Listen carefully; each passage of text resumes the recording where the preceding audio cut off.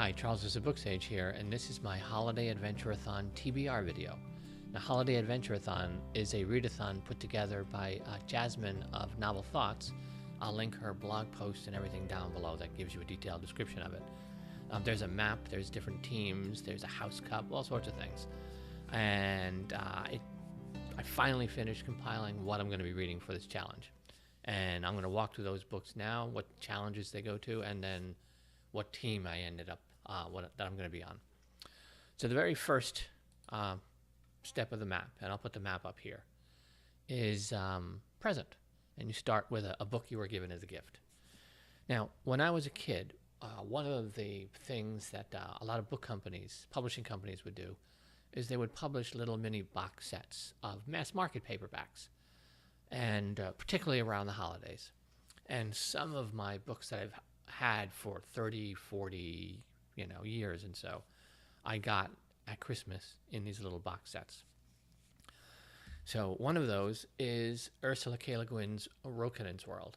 This is one of the books in what's known as her Heimlich cycle, The Left Hand of Darkness being the most famous one, the award-winning one.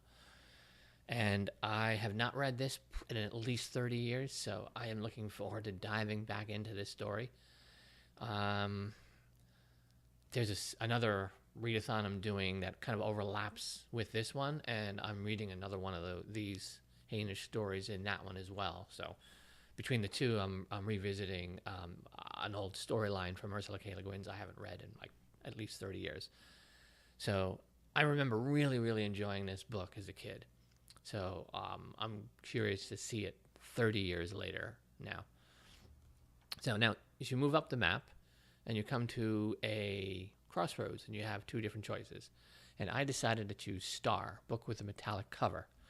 And for that, I am going with Gordon R. Dixon's Necromancer. I don't know if you can tell here, it's got the raised, embossed, metallic sort of cover of the title here. And this is part of his famous Dorsai series.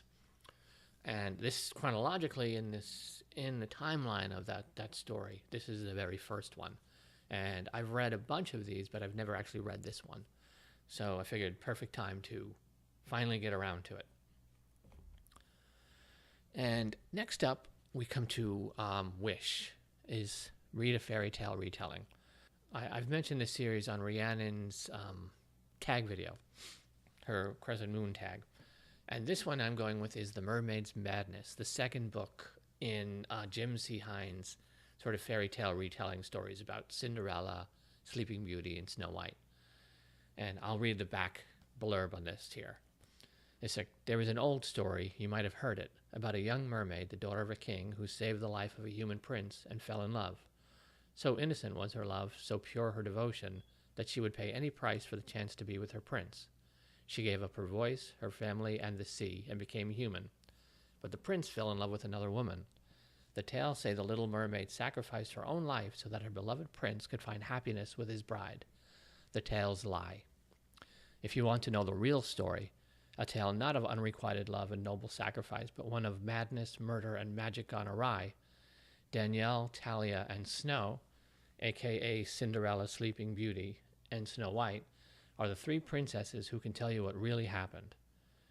They were there when everything fell apart and unthinkable tragedy struck the kingdom of Lorindar, and they were the only ones who stood a chance of setting things right, not only for Queen Bee and Lorindar, but for the merfolk as well. And Jim C. Hines' books are filled with like dark humor and a lot of action, and I absolutely loved the first one.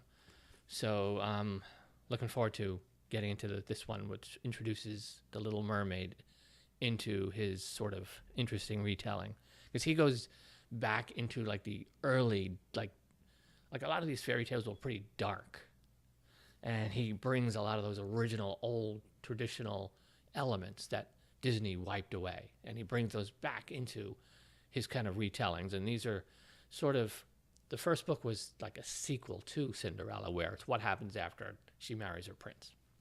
And that was a wild adventure. So looking forward to that. And then we come to another cross in the roads, crossroads or fork. And for this one, I particularly chose cocktails, which is read a book while drinking a festive beverage. And I just realized I left a festive beverage in the refrigerator. So a quick cut while I go get the festive beverage to show you. So as a craft beer person, obviously I was going to go with a craft beer. Now I also have some tea. There's this Christmas Eve tea that's really good that I'm going to have as well while I'm reading some of these books. But at some point in this readathon, I will be drinking this particular beer. And this is Stone's Enjoy by 12/25/17. And of course on the other side, Enjoy by Christmas. It's part of their fresh IPA series where they give you a date to drink it by that, because IPAs, any hoppy beer you should drink as new as possible, because hops fade. And it's pointless to an IPA if the hops are faded. But that's going to be my festive drink, that at some point during reading one of these books, I'll be drinking that.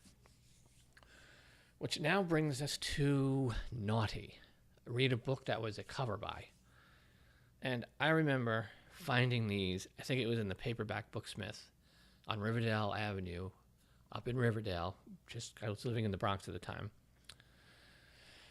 And they were on the bookshelf. And I went right over to them and I was like, what is that? And that is Elric of Melniboné. Elric? And that is Elric of Melniboné. And this is book 1 of the Elric saga, which is a famous sword and sorcery series by Michael Moorcock. And the covers are just, this is artwork by Robert Gould. And it was just such a great design. And all the covers are like this. And when I saw those, I just knew, I didn't even know what it was. I hadn't heard of the Elric stories at that point, but I just knew I had to have it. And this whole series is absolutely fantastic. If you like old school sword, sorcery, fantasy, this is really, really fantastic stuff. And again, this is another one I probably haven't read in about 20, 25 years. So looking forward to revisiting Elric. How no one has turned this into a series or a TV show or something, or a movie, I have no idea. And then next up after that, it is Jolly. Read a book with holiday in the title. Now, this is the one that pretty much everyone who's gone down this left side of the map or gone up this left side of the map has struggled with. And I am recording this video today on December 10th because it took me this long to figure out what I was going to read for this book, for this challenge. And I stumbled across on Amazon, after searching for books with the word holiday 5, 6, 7 times over the past 2 weeks and not finding anything of interest, I stumbled across this, Star Over Bethlehem, Poems and Holiday Stories by Agatha Christie, of all people. And I think it's just pretty much Star Over Bethlehem was like a Christmas story she wrote. And it's got a lot of her poetry. I didn't even know she wrote poetry. So I'm going with that. I got this off of, for my Kindle just a few minutes ago. So I'm pretty excited. I've actually never read an Agatha Christie mystery. So I may be the only Agatha Christie person whose first Agatha Christie read ever is going to be this, of all the things she's ever written. So looking forward to it. This is probably going to be what I'm going to read last on this readathon. Since the readathon ends on Christmas Eve, this might be my Christmas Eve read, since it's specifically Christmas. And then this brings us now to the final choice, where you can read a fantasy book and end up on Team Elf, or you can read a classic book and end up on Team Reindeer. And I am going with, so no surprise, a fantasy book. So Captain Morgan, and I just realized you're Captain Morgan now. I'm on your team, and my fantasy choice is Volume 1 in the Finn Branch trilogy, and this is Yearwood by Paul Hazel. Now, I bought this trilogy. This is the first of the 3. Also another cover by. And I bought these 30 years ago when these came out in this particular paperback version in 1987. And I have yet to read them, and I have no idea why I haven't read them. They, I think, touch on like some Welsh kind of mythology stuff. So how I've never read them up to this point, I have no idea. But I do have the trilogy, so I'm going to give this first one a shot finally. And that is my TBR. So I'm a part of Team Holiday Elf. I'm really looking forward to this one. It starts on the 13th and runs through the 24th, so like the 12 days of Christmas. So I've got 6 books to read in 12 days, which generally should be doable. Some of those days are, I'm actually have off from work, taking some vacation at the end of the year, so, but I'm also doing a second readathon right in the middle of this readathon too, so that's going to be quite the challenge, because that readathon has like 1, 2, 3, 4, 5 books on that as well. So I'm somehow going to read like 11 books in 12 days or less. So yeah, no, I'm ending the year in a bang when it comes to reading. But luckily most of them I made sure to pick shorter books. This right here, these 5, this is normally like a book and a half of what I'm used to reading with big door-stopping epic fantasy, so I think it's doable. Anyway, that's my TBR for the Holiday Adventureathon. I'm looking forward to it. Go Team Elf, go House Holiday Elf. You'll see me down in the comments below. You'll see me on Twitter.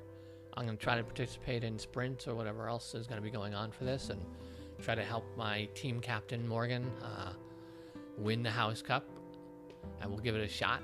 If anyone else is on Holiday Elf, hit me up in the comments. You can link your TBRs down below as well, so I can go check out who my teammates are, and if you're on another team of who I'm competing against. And I'm going to wrap it up here. I am Charles of SirBookSage. Happy reading.